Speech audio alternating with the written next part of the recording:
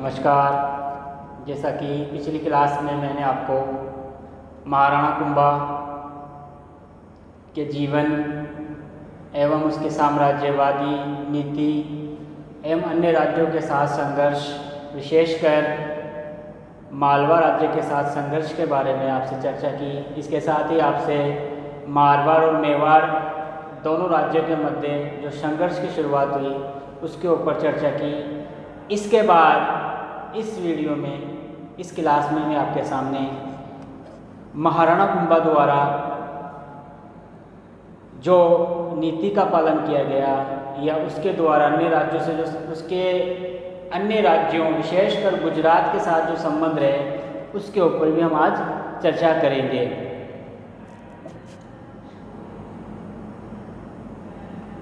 इस समय जब महाराणा कुंभा मेवाड़ पर शासन कर रहा था तब गुजरात में सुल्तान अहमद शाह का शासन था। गुजरात में 5 सुल्तान हुए जो मेवाड़ महाराणा कुंभा के समकालीन थे। इनमें प्रथम सुल्तान अहमद शाह था जिसने 1442 ईस्वी में राजस्थान मेवाड़ की सीमा में प्रवेश करते हुए नागौर पर आक्रमण किया और नागौर को जीतने में उसे सफलता प्राप्त हुई। चूँकि इस समय नागौर पे भी मुस्लिम शासन था, अतः सुल्तान अहमद शाह ने वहाँ पर अपने व्यक्तियों को नियुक्त किया। इस घटना को लेकर दोनों राज्यों में भीषण संघर्ष हुए। 1442 में सुल्तान अहमद शाह की मृत्यु के बाद उसका उत्तराधिकारी 1451 में सुल्तान अहमद शाह की मृत्यु हो गई। उसकी मृत्यु के बाद सुल्तान मोहम्मद शाह द्वितीय गुजरात का शासक हुआ। उसके समय में भी मेवाड़ और गुजरात के मध्य संघर्ष बना रहा। दोनों में कई झड़पें हुई। इसके पश्चात 1459 ईस्वी में कुतुबुद्दीन अहमद शाह गुजरात का शासक हुआ, जिसके साथ मेवाड़ महाराणा कुंभा के साथ आबू और सिरोही के आसपास के क्षेत्रों को लेकर काफ़ी संघर्ष हुआ। इसमें नागौर की स्थिति के बारे में भी नागौर की स्थिति को लेकर भी संघर्ष हुआ। अतः हम कह सकते हैं कि 1459 ईस्वी तक गुजरात और मेवाड़ के मध्य निरंतर संघर्ष बना रहा। 1459 ईस्वी में इसकी मृत्यु के बाद दाऊद शाह गुजरात का शासक बना। उसके पश्चात फतेह खान महमूद बेगड़ा के नाम से गुजरात का शासक हुआ। अतः महाराणा कुंभा के समय 5 गुजरात के शासक हुए। इसमें महमूद बेगड़ा के साथ महाराणा कुंभा का भीषण संघर्ष हुआ, जिसमें नागौर का उत्तराधिकार को लेकर नागौर के अंदर जब संघर्ष हुआ, नागौर का शासक फिरोज खान की जब मृत्यु हुई तब उसका भाई मुजाहिद खान और उसके भतीजे यानी कि फिरोज खान के बेटे शम्स खां के मध्य उत्तराधिकार का संघर्ष हुआ। शम्स खां ने इस समय कुंभा की सहायता दी और कुंभा ने उसकी सहायता करते हुए नागौर पर उसे गद्दी पर बैठा दिया और शर्त ये रखी कि आप नागौर के दुर्ग की किलेबंदी नहीं करोगे। इसी समय जो सुल्तान महाराणा कुंभा ने शम्स खां को जब गद्दी पर बैठाया तो शर्तों का जो पालन करना था उन्होंने नागौर पर अधिकार करने के बाद, नागौर पर गद्दी पर बैठने के बाद उसने शर्तों का पालन नहीं किया और इस वजह से महाराणा कुंभा ने नागौर पर आक्रमण कर दिया और नागौर के आसपास के क्षेत्रों को बुरी तरह से लूटा। परंतु उसने नागौर पर अधिकार नहीं किया। कुछ ग्रंथों में मिलता है कि नागौर पर उसने अधिकार नहीं किया था, नागौर पर अधिकार किया था। अंतिम जो 5वां शासक गुजरात का था महाराणा कुंभा के समकालीन, वह सुल्तान महमूद बेगड़ा था। उसके समय में गिरनार को लेकर, सौराष्ट्र का एक क्षेत्र था गिरनार जहाँ पर महाराणा कुंभा का बहनोई शासन कर रहा था, उसको लेकर दोनों के मध्य भीषण संघर्ष हुआ। महाराणा कुंभा के समय महमूद बेगड़ा उस गिरनार पर शासन नहीं कर सका, परंतु कुंभा की मौत के बाद ही गिरनार राज्य पर वे अधिकार कर सके। इस प्रकार से नागौर, गिरनार आदि क्षेत्रों को और सिरोही और आबू के क्षेत्रों को, इनके युद्ध का जो मूल कारण था वो सिरोही और आसपास के क्षेत्रों पर अधिकार करना था, ताकि वे राजस्थान मेवाड़ की सीमा में प्रवेश कर सके और मेवाड़ के आसपास के सीमा क्षेत्र को वे अपने अधीन कर सके। तो मुख्य उद्देश्य इन्हीं जो झगड़ों को, इन्हीं राज्यों को लेकर, जो मेवाड़ के पड़ोसी राज्य थे उनको लेकर ही इनका मुख्य युद्ध का मुख्य कारण था। इसके अतिरिक्त इसमें नागौर की समस्या भी थी और गिरनार क्षेत्र की समस्या भी थी, जिसकी वजह से गुजरात के सुल्तान और महाराणा कुंभा के मध्य संघर्ष हुआ। इसके बाद हम बात करेंगे राजपूत राज्यों के साथ।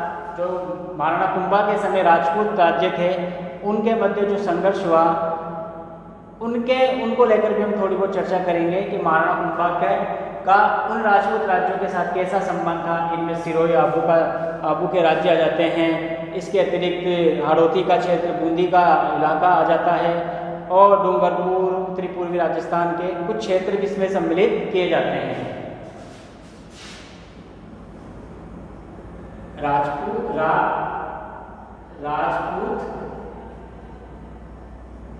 राज्यों से संबंध।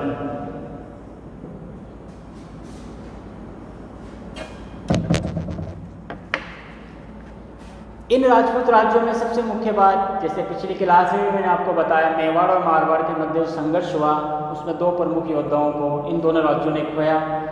एक तरफ मेवाड़ का मुख्य सेना नायक राघव देव भी था और दूसरी तरफ मेवाड़ का महाराणा, मेवाड़ का शासक रणमल भी था।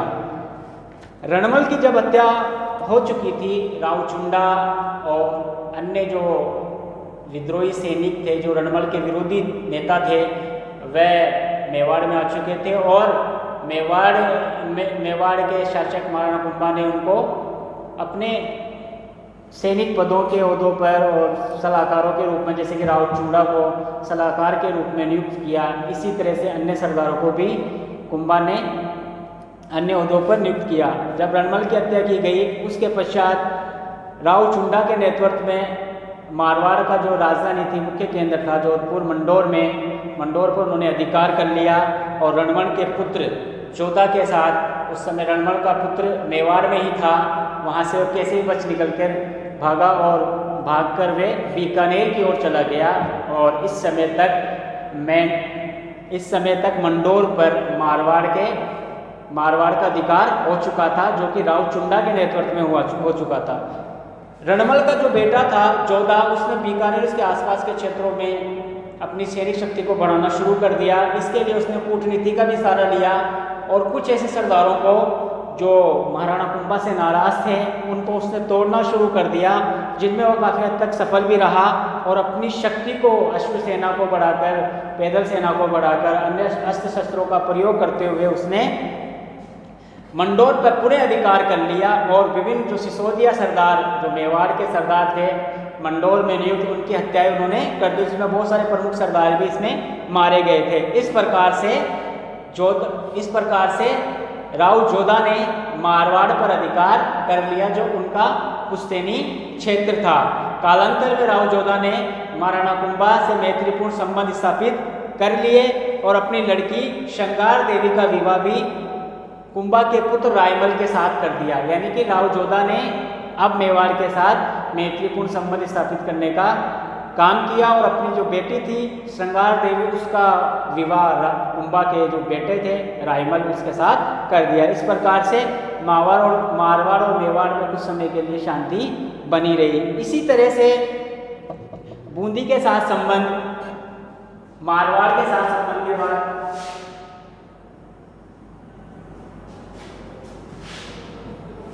बूंदी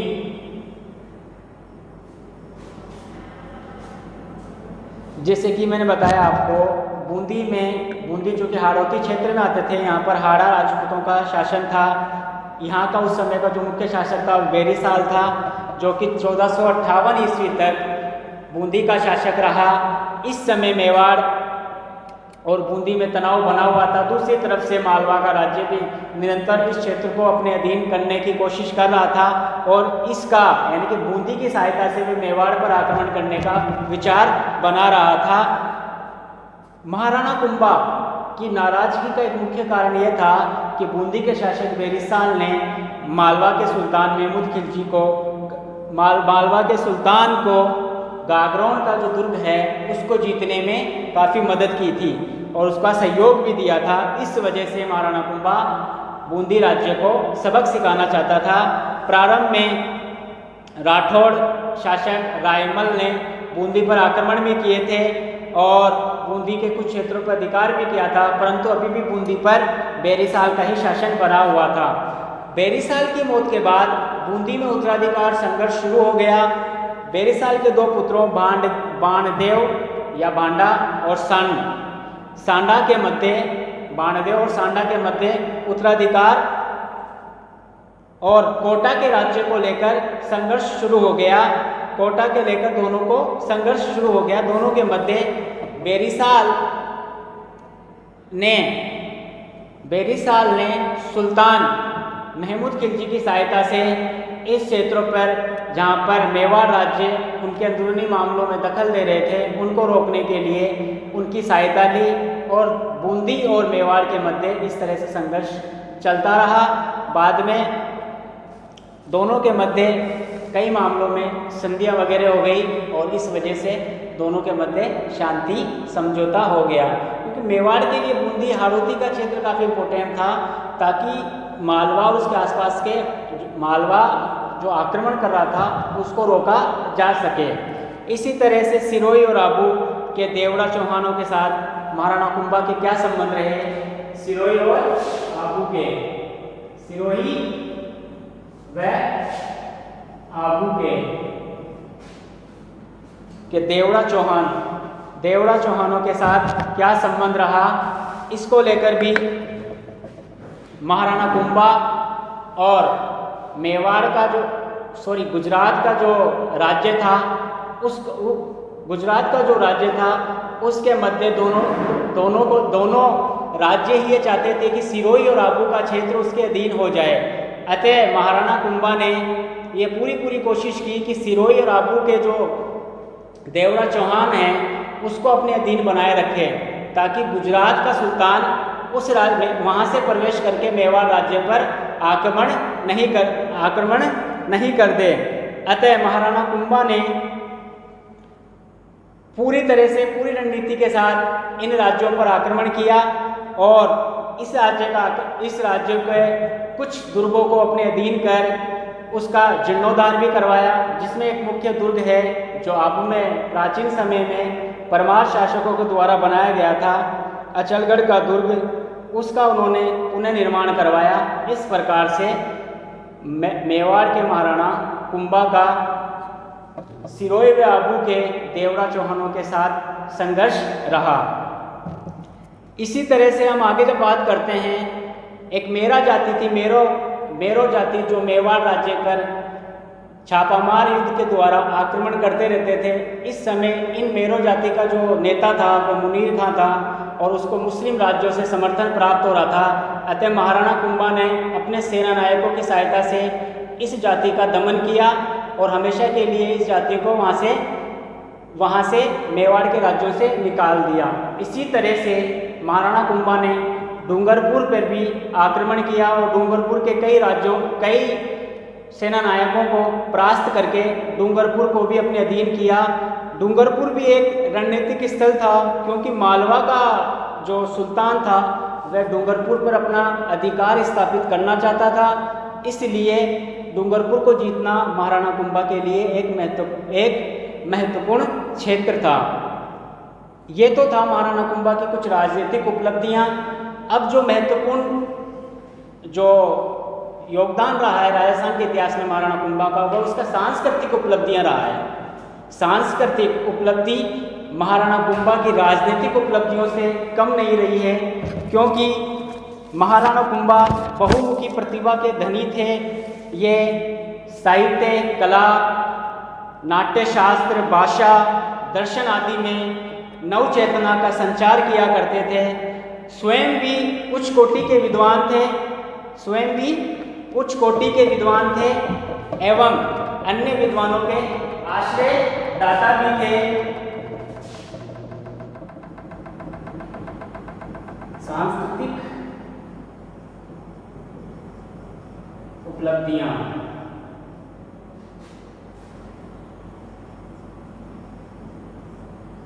कुंभा की सांस्कृतिक उपलब्धियां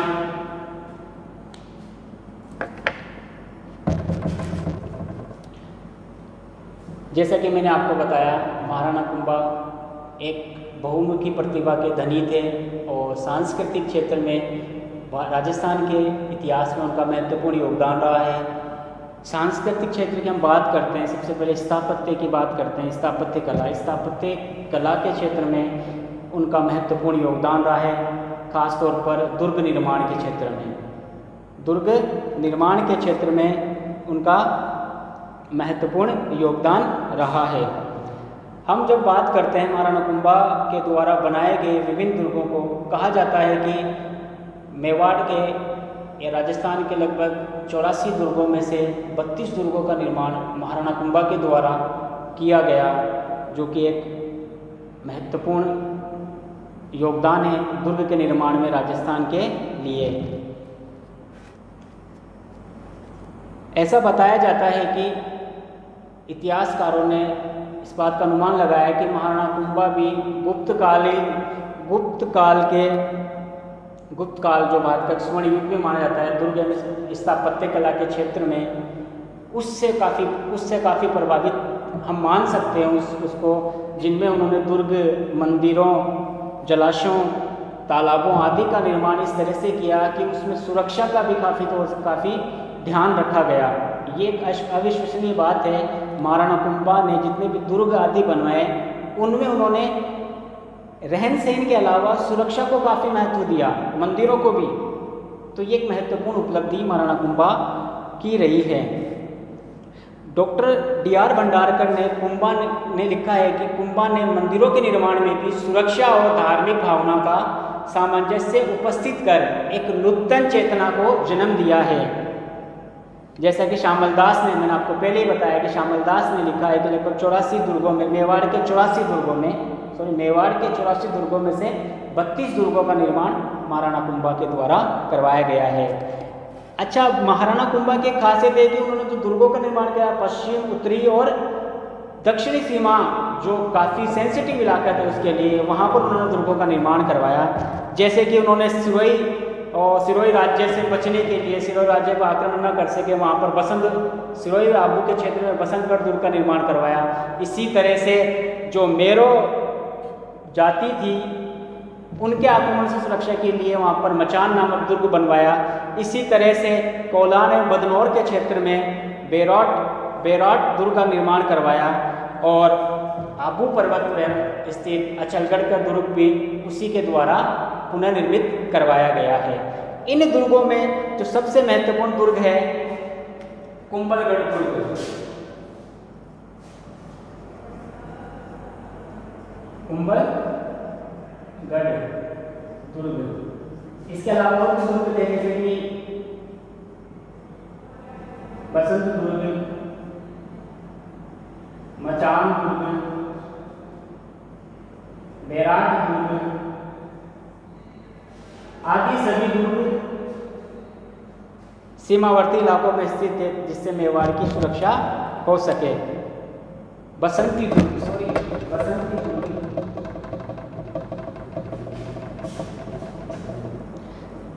अब हम कुंभलगढ़ दुर्ग जो है, जो इतिहास प्रसिद्ध दुर्ग है राजस्थान का, उसके बारे में थोड़ा सा अध्ययन करेंगे, थोड़ी सी चर्चा करेंगे इस दुर्ग की क्या क्या विशेषताएं रही हैं।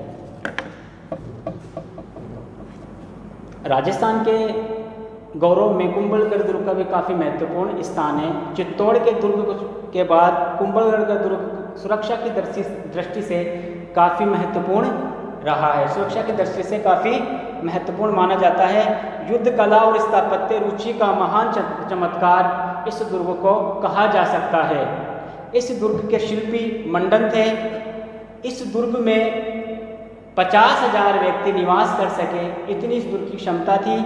इस दुर्ग में विशाल तालाब, खेती करने के लिए भूमि, समतल भूमि, और इसी दुर्ग में कुंभा ने निवास स्थान भी बनवाया था जिसे कटारगढ़ कहा जाता है। कुंभा का निवास स्थान कटारगढ़,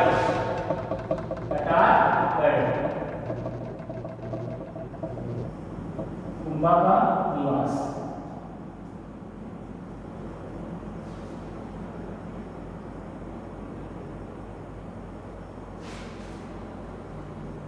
ये काफ़ी साधारण तरीके से बनाया गया दुर्ग था, जबकि इसी दुर्ग में अन्य चीज़ों पे बहुत सारा धन दौलत खर्च किया गया था, लेकिन महाराणा कुंभा ने अपना निवास स्थान बिल्कुल साधारण बनवाया था। ये भी उनकी महान उपलब्ध, एक तरह से महान कर्म था, जिन्होंने अपने रहने के लिए काफ़ी साधारण काम किया था। ये कटारगढ़ का जो दुर्ग है, आने वाले जो मेवाड़ के शासक हुए उनका भी इस निवास स्थान रहा है।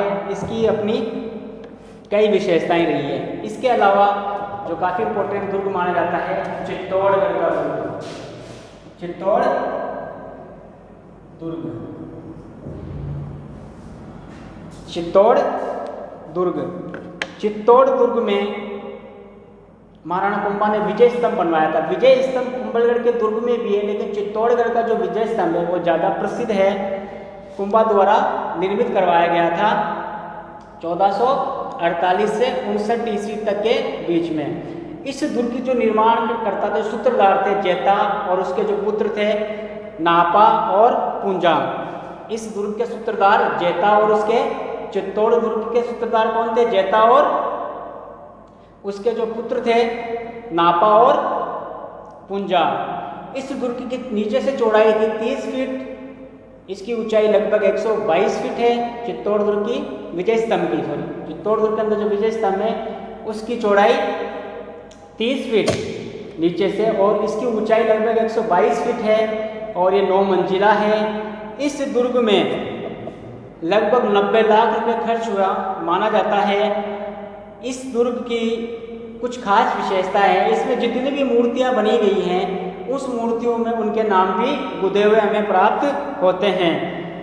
हालांकि इस विजय स्तंभ को लेकर इतिहासकारों में काफ़ी मतभेद है।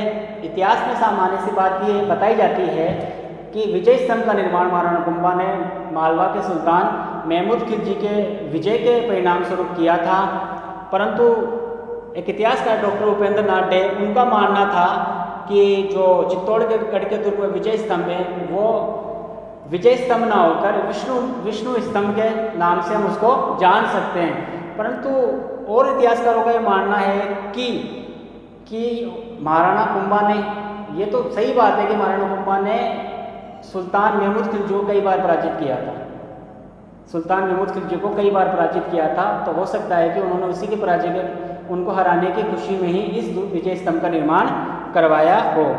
इसके साथ ही स्थापत्य कला में दुर्ग के निर्माणों के साथ ही महाराणा कुंभा मंदिरों के निर्माण भी काफ़ी करवाए।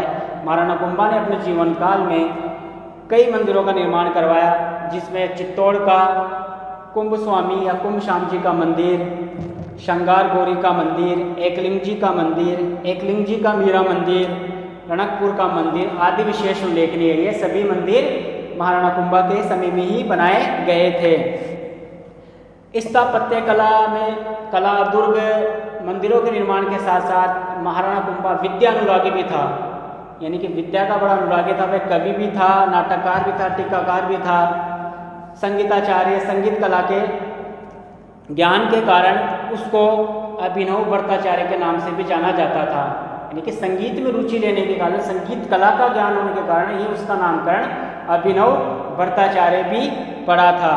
उसने कई संगीत ग्रंथों की रचना की महाराणा कुंभा ने। उसमें 3 मुख्य है: संगीत राज, संगीत मीमांसा,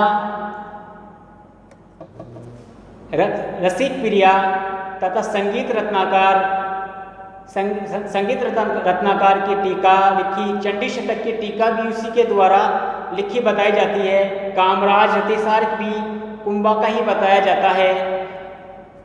कुंभा विद्या अनुराग होने के साथ साथ कई विद्वानों का आश्रयदाता भी था। इन विद्वानों में मंडल प्रमुख जो शिल्पी थे वो भी कुंभा के आश्रयदाता थे, जिन्होंने कई शास्त्रों की रचनाएं की। इसी तरह मंडन के भाई नाथा भी एक बड़े विद्वान थे। इसी के साथ कवि, अत्रि, महेश आदि विद्वान भी कुंभा के दरबार में सुशोभित थे। इस तरह से हम कुंभा की जो उपलब्धियां हैं उसको हम जान सकते हैं। कुंभा के जीवन का जब मूल्यांकन करते हैं तो उसकी कई सारी उपाधियां भी हमें देखने को मिलती है। उससे हम अंदाज लगा सकते हैं कि उसका जीवन कैसा रहा। एक कुशल राजनीति के साथ साथ एक बहुमुखी प्रतिभा का वह धनी भी था और धार्मिक क्षेत्र में सहिष्णु भी था। इसी तरह योग्य था, प्रशासन के क्षेत्र में भी निपुण था, कला एवं साहित्य के क्षेत्र में जैसे कि हम बता ही चुके एक महान शासक वह था। 1468 में कुंभा की जो मृत्यु हुई उसके बारे में हम जान लेते हैं। कुंभा अपने जीवन के अंतिम समय में उन्माद रोग का शिकार हो गया था। टेंशन वगैरह जो मनोवैज्ञानिक रोग होते हैं उससे वो शिकार हो गया था। उसका एक बड़ा पुत्र था, उसका दो पुत्र थे उसके, उदयकरण अथवा उदा और रायमल। अब जो उसका पुत्र उदा था उसको सत्ता का लालच था। वह चाहता था कि कुंभा के बाद वही सत्ता पर काबिज हो। और उसको शक ये भी था कि अपनी मृत्यु के बाद महाराणा कुंभा अपना उत्तराधिकारी रायमल को नियुक्त करेगा। इसी सत्ता की प्राप्ति के लिए, मेवाड़ की सत्ता की प्राप्ति के लिए उसने अपने पिता कुंभा की हत्या कर दी और स्वयं मेवाड़ का शासक उदा अथवा उदयकरण बन गया। इस प्रकार से अंतिम समय महाराणा कुंभा के लिए काफ़ी कष्टदेय गुजरे। इस प्रकार से महाराणा कुंभा राजस्थान ही नहीं भारत का एक विद्वत बहुमुखी प्रतिमा का शासक था, जिसके बारे में फर्स्ट एवं सेकंड दोनों वीडियो में मैंने आपको इनके बारे में बहुत सारी जानकारी प्रदान की। उम्मीद करता हूँ आपको महाराणा कुंभा के जीवन एवं उसके द्वारा जो संघर्ष किया गया, उसके द्वारा जो निर्माण कार्य किए गए, चाहे वह दुर्ग हो, मंदिर हो, अन्य स्थल हो, उन सभी का उल्लेख मैंने इस वीडियो में किया है और उम्मीद करता हूँ कि आपको ये वीडियो अच्छा लगेगा। धन्यवाद।